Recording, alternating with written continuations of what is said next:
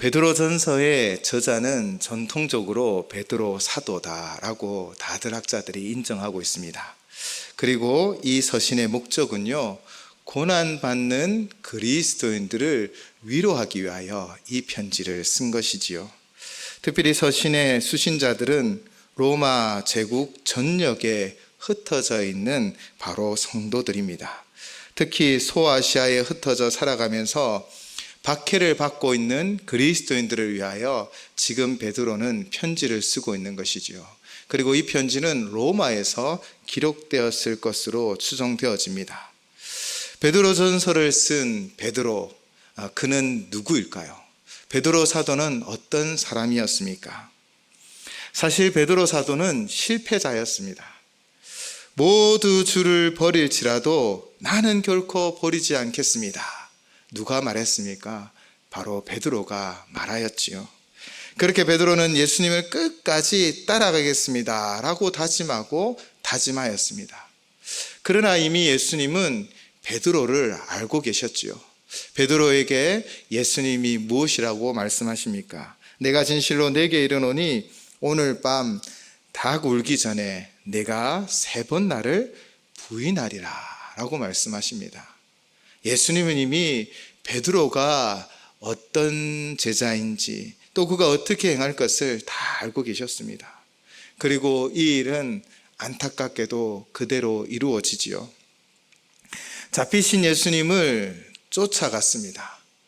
그가 종들과 함께 있을 때 그를 알아본 요정이 있었지요. 그리고 사람들이 그를 알아보아서 그는 예수님 말씀처럼 3번이나 내가 예수님을 알지 못합니다 라고 이야기하고요, 마지막 3번째에는 저주하며 맹세까지 하였다고 합니다. 그리고 그 3번째 저주하고 맹세하였을 때 닭이 울었습니다. 베드로는 예수님께서 닭이 3번 울기 전에 나를 부인하리라 하심이 생각나 밖에 나가 심히 통곡하였다라고 성경은 기록하고 있죠.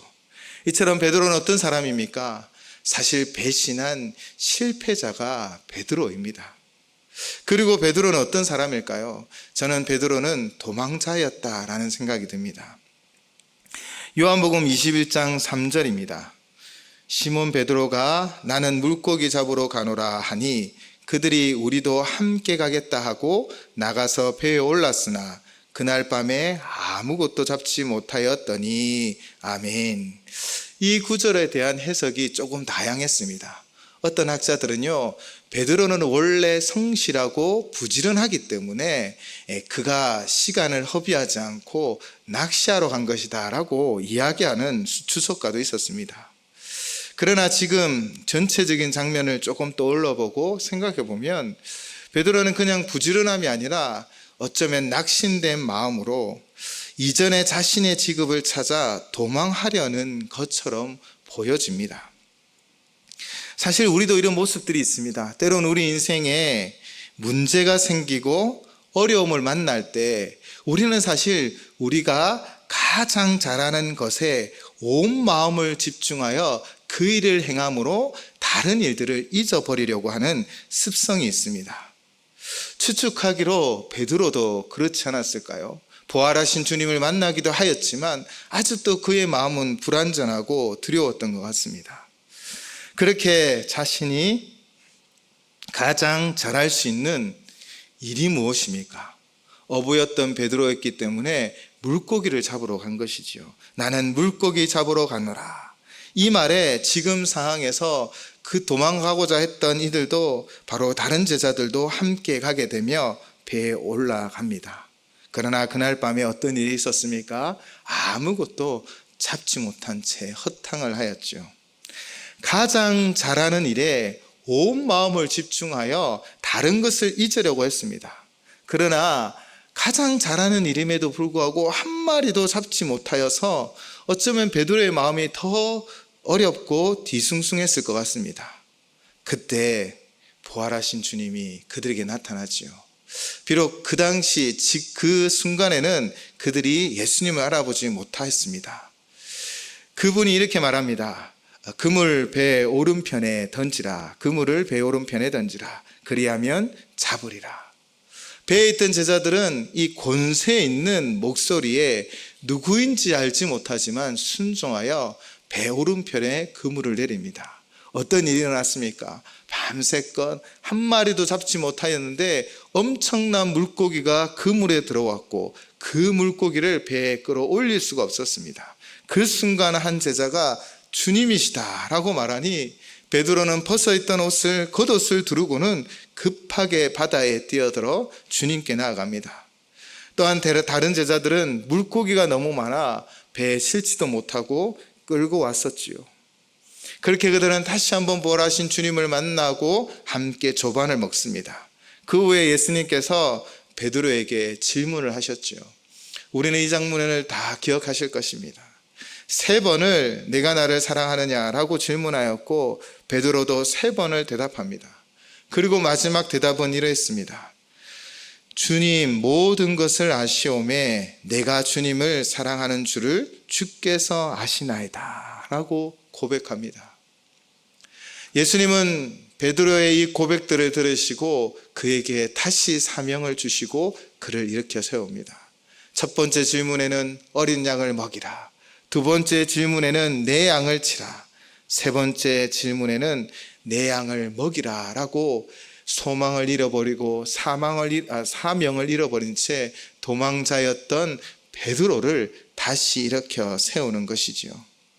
배신한 실패자였고 가장 자신이 잘할 수 있는 일로 도망한 도망자였습니다. 그런 베드로를 부활하신 주님이 찾아가셔서 그를 위로하시고 회복시켰습니다. 주님이 베드로에게 3번 질문하였죠. 내가 나를 사랑하느냐? 왜 3번 질문하였을까요? 많은 학자들 중에 가장 긍정적인 표를 얻는 것이 그가 3번 부인했기 때문입니다. 예수님을 부인한 자신, 가장 사랑을 많이 받았고 어쩌면 가장 가까이 있었지만 결국 예수님을 배반했던 베드로의 마음은 어땠습니까? 그의 마음을 회복시키고자 주님이 그에게 찾아왔고 배신한 실패자였고 도망자였던 이 베드로를 다시 일으켜 세웁니다. 사도 베드로는 바로 이 은혜를 받은 사람이었습니다. 배신한 실패자였고 도망자였지만 부활하신 주님이 찾아와 그에게 다시 사명을 주며 일으켜 세웠고 사도 베드로는 그 사명을 이루어가고 있습니다. 지금도 베드로전서 편지를 통해 그는 목양을 하고 있는 것입니다. 그에게 맡겨 있는 양들을 치고 먹이고 있는 것이지요. 이 편지의 대상인 소아시아에 흩어져 살아가며 박해를 받고 있는 그리스도인들, 그들에게 위로와 소망을 주기 위하여, 산 소망이 무엇인지 가르쳐 주기 위하여 바로 베드로는 오늘 이렇게 편지를 보내고 있는 것입니다. 1절에서 베드로는 자신을 어떻게 소개하고 있습니까? 1절을 보시면 예수 그리스도의 사도 베드로라고 소개하고 있습니다. 베드로는 자신이 예수 그리스도의 사도다라고 분명히 고백합니다. 그러나 베드로에 대하여 알고 있는 사람들, 앞에서 설명드렸듯 그의 모습을 알고 있는 사람들은 이 단어를 들었을 때 정말 이럴 만한 자격이 있을까라고 생각하지 않았을까요? 예수님을 부인하고 저주까지 한 사람입니다. 그러나 그를 부르신 분이 누구이십니까? 그를 회복시키시고 일으키셔서 그에게 다시 한번 사명을 주며 그의 길을 걸어가도록 힘주신 분이 누구이십니까? 바로 부활하신 주님이셨습니다. 주님이 그를 일으켜 세웠지요. 배신자, 도망자, 바로 베드로를 주님이 일으켜 세웠습니다. 주님이 왜 그를 일으켜 세웠을까요? 저는 예수님은 베드로의 중심을 알고 있었다라고 생각이 듭니다. 그의 중심을 알고 있었지요. 주님 모든 것을 아시오매 내가 주님을 사랑하는 줄을 주님께서 아시나이다. 주님 다 아시지요. 내가 비록 실패했고 내가 비록 도망 다녔지만 그러나 내가 주님을 사랑하는 거 주님이 아시지요. 우리가 때로는 주의 말씀대로 살지 못하고 내가 했던 결심대로 실패할 적이 있습니다. 그러나 우리의 마음이 주님을 사랑하잖아요. 그 마음 바로 주님이 보셨다라는 것입니다. 그 중심을 알기 때문에 다른 사람들이 그를 손가락질할지라도 주님은 그를 일으켜 세우며 그와 함께 놀라운 사역을 이루어가는 것입니다. 베드로는 이 회복을 받은 것입니다. 그래서 그는 1절에서 자신을 예수 그리스도의 사도라라고 고백하는 것이지요. 이것은 자신의 자격이 아니라 바로 예수님의 은혜로 부르심을 받았기 때문입니다. 사랑하는 여러분, 저와 여러분, 우리 모두는 다 이와 같습니다. 우리가 예수님을 영접하고 하나님의 자녀가 되었습니다. 그 자녀의 권세를 가지고 있습니다. 이것은 우리에게 난 것이 아닙니다. 나의 것이 아닙니다. 오직 예수님으로 말미암아 주어진 것임을 믿으시기 바랍니다. 이 시간 자신에게 선포해 보셨으면 좋겠습니다. 여러분은 여러분의 자격으로 여러분이 되어진 것이 아니라 바로 예수님이 그 핏값으로 우리를 주고 그 보혈로 우리를 사셨기 때문에 죄의 종에서 하나님의 자녀가 되었습니다. 때로는 우리가 실패하는 모습이 있고 도망하는 모습이 있을지라도 하나님은 한 번도 우리를 포기한 적이 없으시고, 때로는 우리의 연약함이 있고 부족함이 있을지라도 예수님은 우리를 꼭 붙잡아 주시는 분이신 줄을 믿습니다. 우리 시간, 우리 자막에 이런 자막이 뜰 거예요. 하나님의 자녀 땡땡땡. 우리 자신의 이름을 넣어서 한번 고백하는 이 시간이었으면 좋겠습니다. 시작. 하나님의 자녀 유철만. 우리 다시 한번 고백할까요? 하나님의 자녀 유철만. 아멘. 여러분은 하나님의 자녀가 되었음을 믿습니다. 예수님을 영접하셨잖아요. 여러분이 때로는 실수하고 힘들고 어려운 길을 갈지라도 하나님 손에서 여러분을 빼앗을 자가 없습니다. 여러분은 하나님의 자녀요 하나님의 백성임을 믿습니다. 이렇게 우리를 택하시고 부르시고 의롭다 하시며 영화롭게 하실 하나님, 이제 그 하나님이 우리와 항상 하고 계심을 믿으시기 바랍니다. 베드로 사도는 편지의 대상자들을 분명하게 또한 기록하고 있습니다. 1절을 보시면 본도, 갈라디아, 갑바도기아, 아시아, 비두니아, 그리고 그곳에 흩어진 나그네들이라 라고 쓰고 있죠. 이들은 각처로 흩어진 사람들입니다. 지금 베드로 전서를 기록하고 있는 사항은 이 학자들마다 조금씩의 차이는 있지만 그 근간에 폭군, 바로 로마 황제였던 네로의 큰 박해가 있던 시절과 맞물려 있습니다. 로마의 폭군 네로 황제는요, 자신이 일으킨 로마의 대화재를 누구에게 그 화살을 전가했습니까? 바로 그리스도인들, 예수님을 믿는 자들이 이 로마의 화재, 불을 질렀다라고 죄를 뒤집어 씌웠지요. 그래서 대대적인 박해가 일어났습니다. 이로 말미암아 예수 그리스도를 믿는다라는 그것 하나 때문에 비방과 인격 모독, 또 일터에서는 쫓겨나기도 하고요, 폭행을 당하기도 하고 또 심지어 죽임까지 당하였습니다. 온갖 박해를 받아야만 했지요. 특별히 로마에서는 예수 그리스도를 믿는 자들을 수많은 악한 방법으로 고문하고 죽였습니다. 이는 로마 도시뿐 아니라 로마가 지배하는 로마 제국의 도처에서 이런 핍박들이 있었던 것이지요. 이런 큰 환난 속에서 성도는 마치 바람 앞에 있는 등불처럼 언제 고난을 당하고 언제 무너지고 언제 순교할지를 모르는 상황이었습니다. 이 환난을 피하여 많은 이들이 흩어지기 시작하였죠. 그리고 그들은 새로운 터전에서 정착하기도 하였습니다. 그러나 계속적인 핍박과 박해로 말미암아 주님을 믿는 믿음의 백성들이 여러 고난과 어려움을 당하고 있습니다.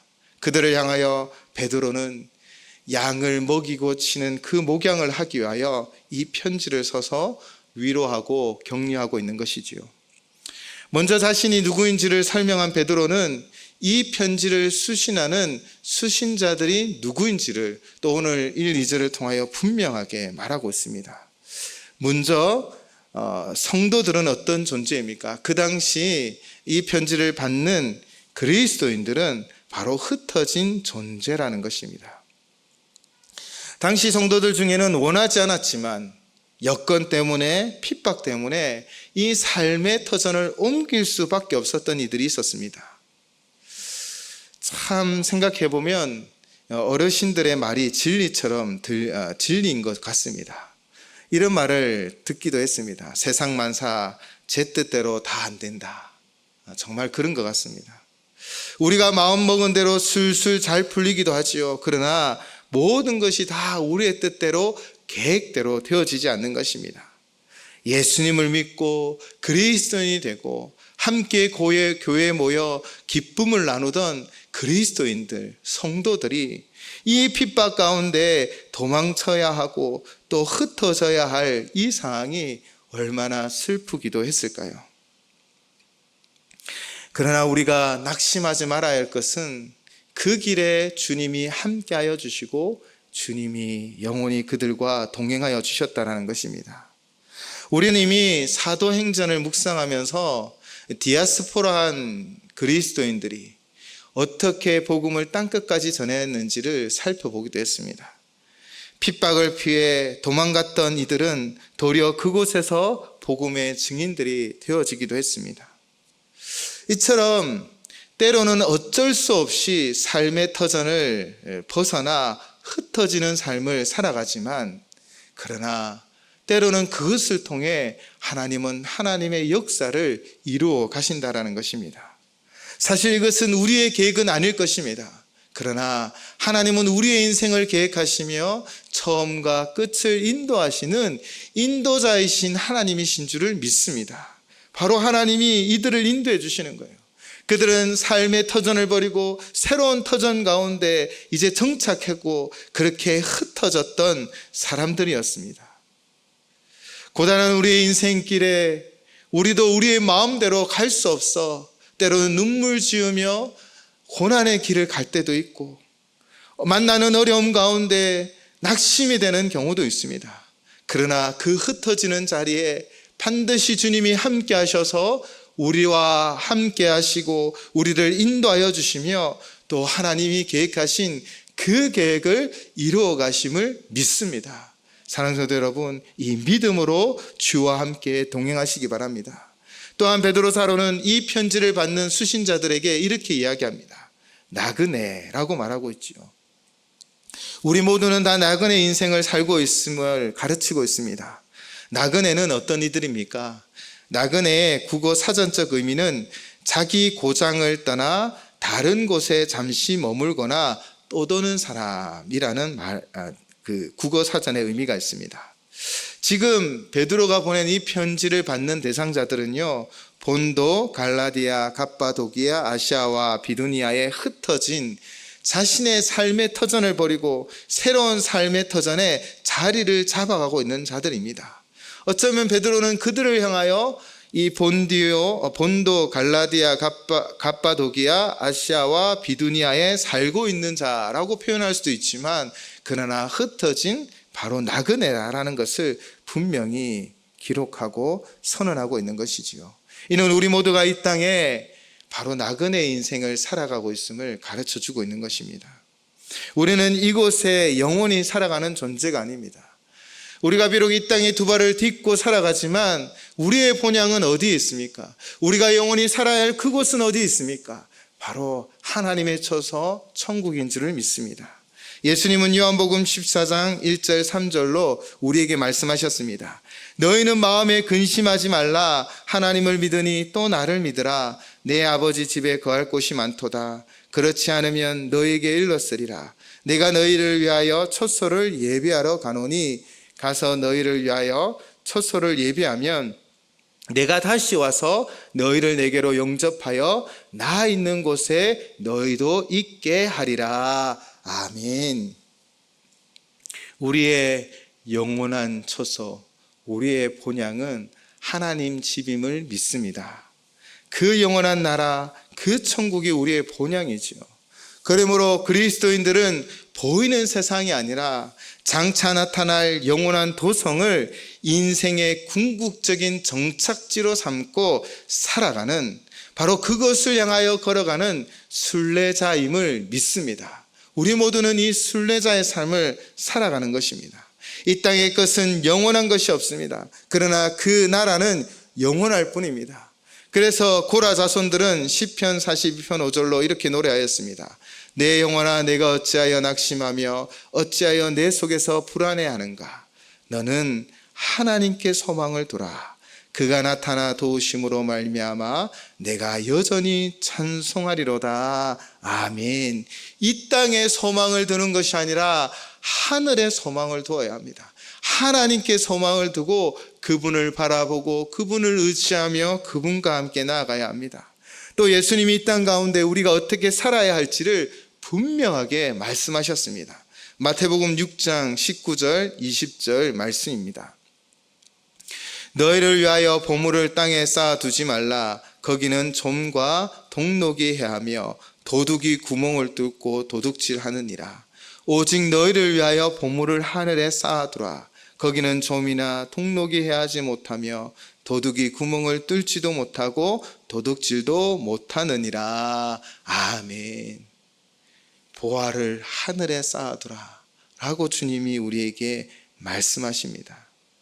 하나님께 소망을 두고 자신을 위하여 보물을 하늘에 쌓아두는 자가 지혜로운 사람입니다. 우리의 나그네 인생 우리가 많이 가지면 얼마나 가질 수 있습니까? 그 모든 것들 마지막 때에 아무것도 가지고 갈 수 없습니다.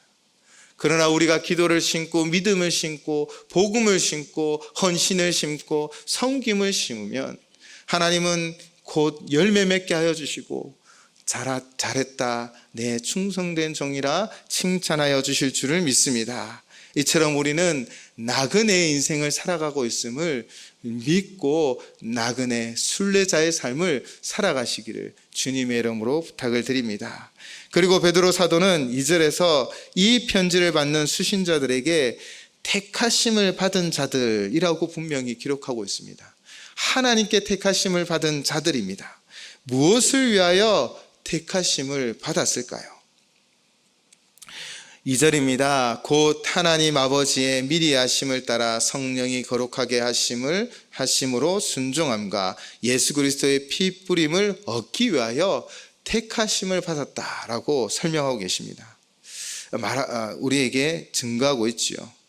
원래 택하심을 받은 자들이라는 이 에클렉토스라는 이 헬라어는 1절에 기록되어 있습니다. 그래서 새 버전에는 1절에 택하심을 받은 자라고 기록하고 있죠.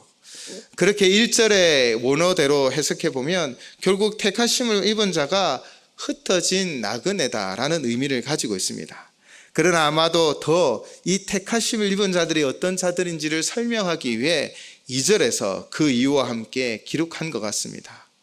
택하심을 입은 이유, 택하신 받은 자는요, 바로 삼위일체 하나님의 구원의 역사를 받은 자들입니다.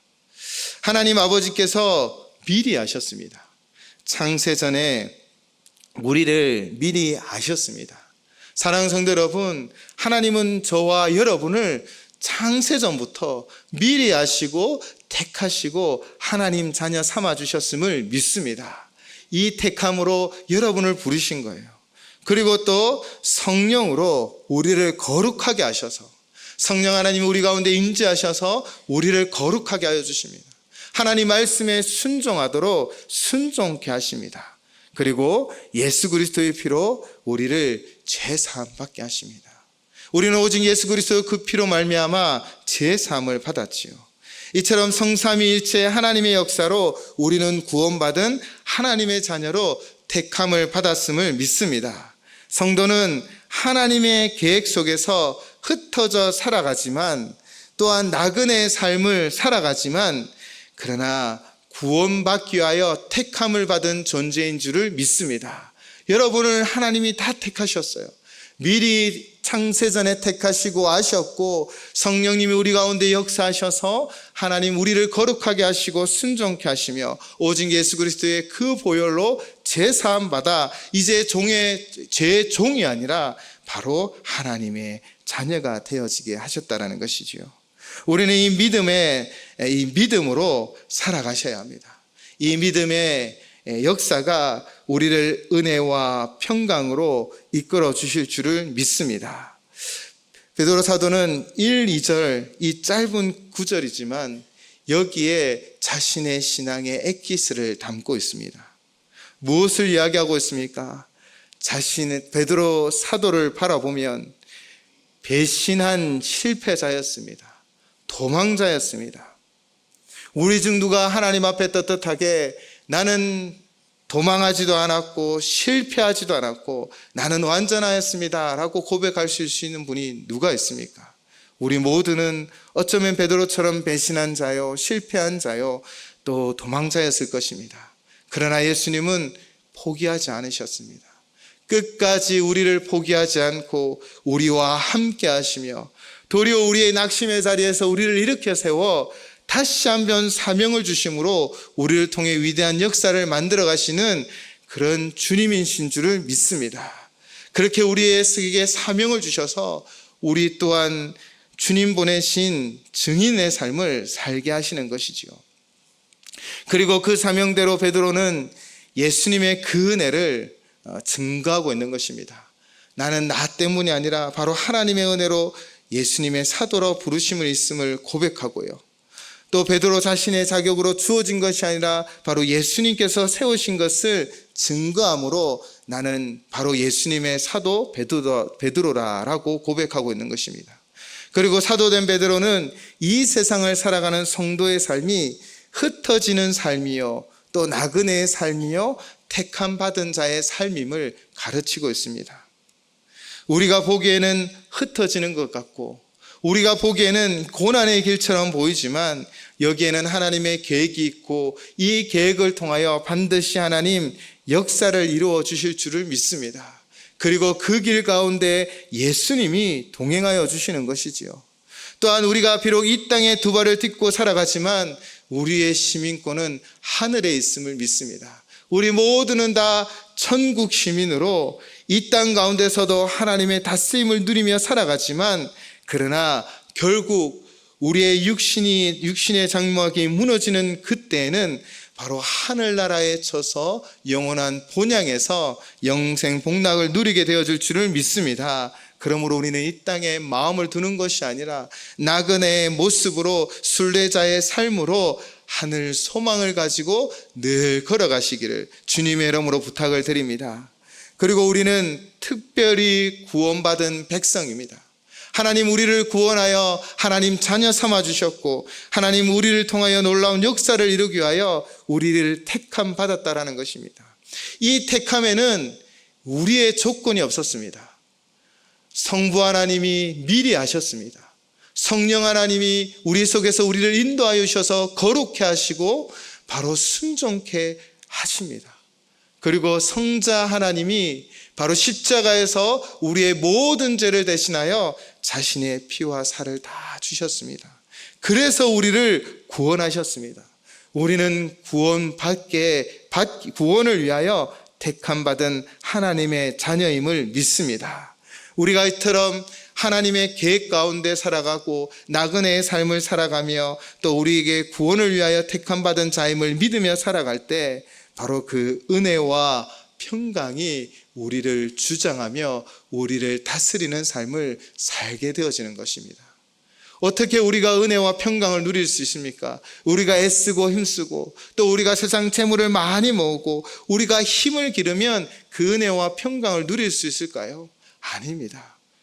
우리는 흩어짐을 받은 존재, 하나님의 계획대로 인도함 받는 존재임을 인정하고 또 우리의 삶이 나그네의 삶을 인정하고 또한 나는 택함 받은 하나님의 자녀라는 것을 믿음으로 고백하며 살아갈 때 하나님의 그 풍성한 은혜가 하나님의 그 참된 평화가 우리의 삶 가운데 차고 넘칠 것을 믿습니다.